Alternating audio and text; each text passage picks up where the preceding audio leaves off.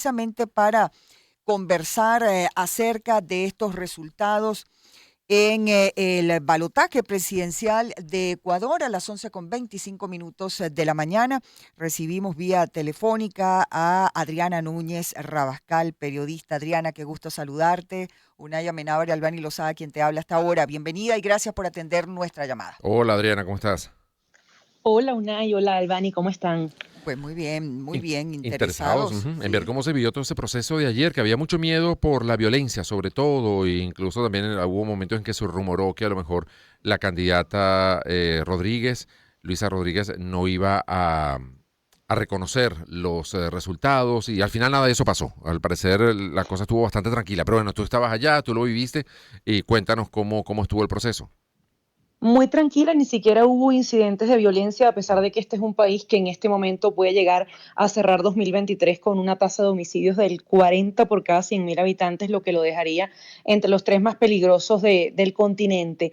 Pero más allá de todo eso, hubo un proceso sin novedad, un proceso tranquilo. También hubo unas cuantas denuncias de que supuestamente había partidarios del candidato hoy presidente electo Daniel Noboa falsificando algunas papeletas. El Consejo Nacional Electoral no dijo nada de eso. En todo caso, es el nuevo presidente y es un nuevo presidente, el más joven, como decía Albani, en la historia de este país con apenas 35 años.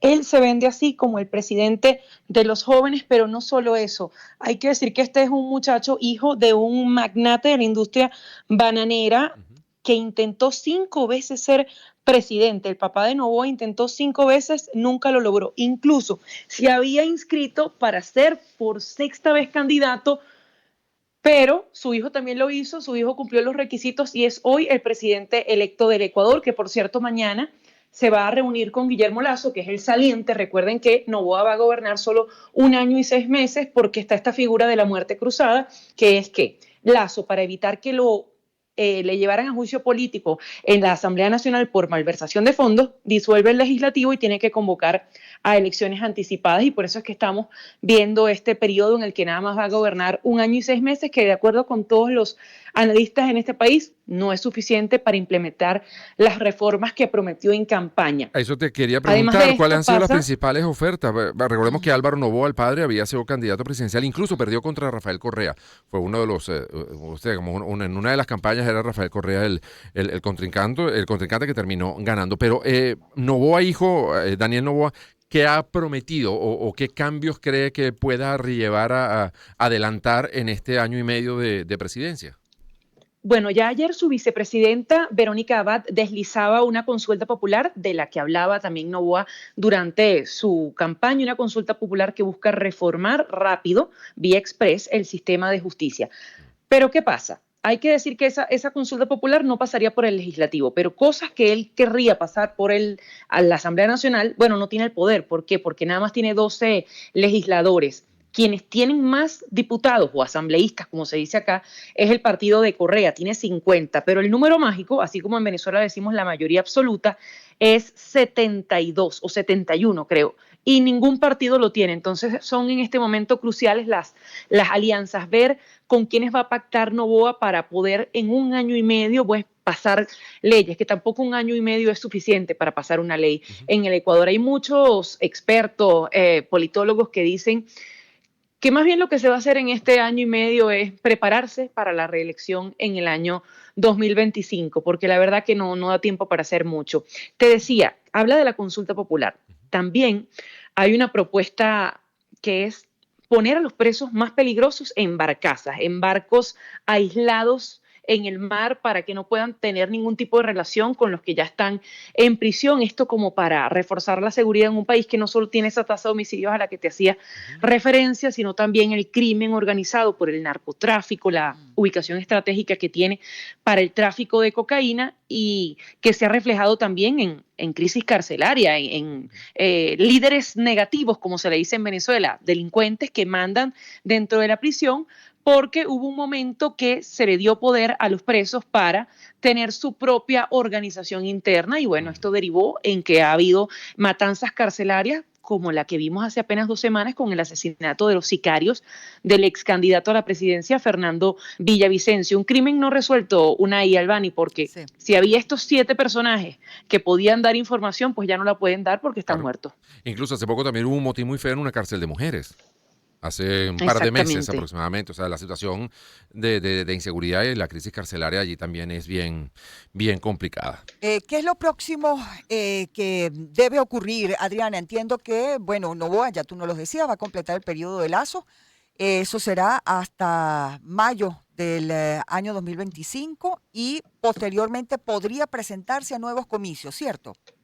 Sí, y es lo que dice todo el mundo. Él va a hacer este gobierno de transición para reelegirse en 2025. Él mismo ya sin ningún tipo de cortapisas dijo, aspiro al 2025. Mañana, también te lo decía, se va a reunir con Guillermo Lasso para facilitar esa transición, porque hay que decirles que este señor no recibió en Quito, recibió los resultados en un pueblo costero que se llama Olón, y apenas en un discurso de 2 minutos y medio, algo muy raro para nosotros, 2 minutos y medio para dirigirse después de una victoria, dijo que en las próximas horas estaría regresando para acá, que es lo primero que tendría que hacer, venir a Quito a empezar a establecer esas alianzas, porque hay otra cosa pendiente. La Asamblea Nacional Nueva, que también se eligió en la primera vuelta, no ha tomado posesión y para poder jurar hay que esperar que la Asamblea tome posesión y creo que el máximo que tiene, si no me equivoco, es a la primera semana de diciembre para ya jurar frente al Poder Legislativo. Que por cierto que el discurso de la candidata perdedora también fue corto y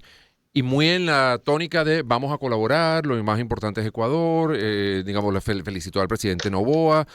Pues fue un discurso bastante sereno, no hubo un tono de venganza, ni de revancha, ni de, bueno, por ahora no lo logramos, pero más adelante a lo mejor sí. O sea, ese tipo de cosas no estaba presente en el discurso de la Esa es candidata una Rodríguez. actitud Sí, una actitud como definitivamente bien positiva en ese sentido. positiva, sí, señor. ¿Qué expectativas hay en todo caso? Porque si algo se necesita es, obtener, alcanzar el ambiente de gobernabilidad que se espera para Ecuador, Adriana. Mira, Albany, las 3 primeras preocupaciones del ecuatoriano son, la número 1, la inseguridad, porque sobre todo en la costa, no tanto en Quito, hay asaltos, hay secuestros, hay lo que se llamaba paseos millonarios, hay también sicariato, extorsiones a comerciantes. Eso le preocupa muchísimo al ecuatoriano. Número 2, el empleo. ¿Qué pasa? Durante la pandemia y pospandemia, el Estado se redujo. Algunas empresas fueron eliminadas, empresas públicas, quiero decir, y mucha gente quedó en la calle. Claro. Pasó de la formalidad, de tener un seguro social, de tener un salario, a ser informal. Entonces, esto ha hecho que los ecuatorianos sean la segunda nacionalidad después de la venezolana en cruzar la selva del Darién para intentar llegar a los Estados Unidos, bueno, a buscar un futuro mejor. Por eso, hace un par de semanas el alcalde de Nueva York, Eric Adams, estuvo aquí en Quito, bueno, para intentar convencer a la gente de, miren, no lo hagan. El problema es que la gente aquí no tiene empleo. Eso que tú hablas con cualquiera y te dice, no solo no hay empleo, es que si me informalizo no tengo acceso a seguridad social. Y si aspiro a un trabajo formal, muchos se van a la figura de contratos, es decir, el salario mínimo aquí son $450. Entonces el que te contrata dice, bueno, te puedo ofrecer $300, tú me dices si lo aceptas o no. Y bueno, los ponen en una posición muy difícil porque si no tienes trabajo, 300 hacen algo. Hay un video que se hizo viral este fin de semana, una empresa de supermercados puso como una oferta de trabajo con un muy buen salario y la imagen que se ponía en las redes sociales era como una cola de gasolina en Venezuela. O sea, pero imagínate una fila así de gente tratando de conseguir el empleo. Entonces imagínate, 20.000 personas que se postulan a un puesto y solo una lo va a conseguir. Claro. Para finalizar, Adriana, son muchos los venezolanos en Ecuador que hayan migrado a ese país y Daniel Noboa tiene alguna posición con relación a los migrantes, en este caso venezolanos, que son obviamente los que más nos tocan.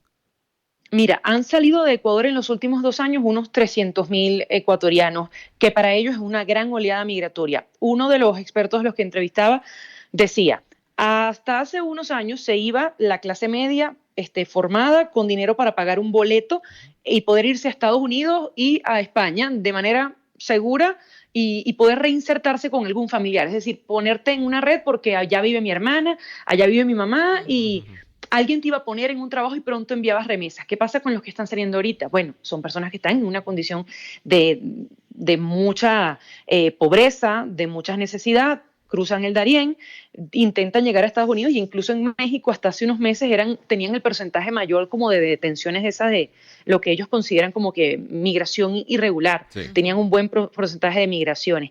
No tengo claro la posición de Daniel Noboa con relación a la migración, pero sí te doy un dato anecdótico.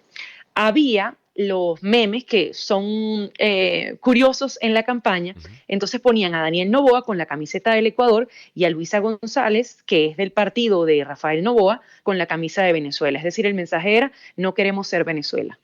Ah, Imagínate. Bueno, Bueno, eso es un buen dato. Sí, señor. Aunque sea para dar el mal ejemplo. Qué Oh, sí. terrible. Adriana, Gracias. te Por cierto, que queremos. antes yo decía a la señora Luisa Rodríguez. Yo le cambié el nombre a la señora Luisa González. Qué barbaridad. Le cambié el nombre a la candidata. Gracias, Adriana. Y estaremos pendientes de cualquier otra novedad que surja desde allí, desde Ecuador o de cualquier otro punto del continente. Un Gracias. gran abrazo desde tu tierra. Adriana Núñez Rabascal, periodista desde Hasta luego. Ecuador. Bueno, pues y así arrancamos, amigos. Agenda éxito, gran reto, ¿no? El que tiene este nuevo joven Sí, señor, sobre presidente todo, bueno, del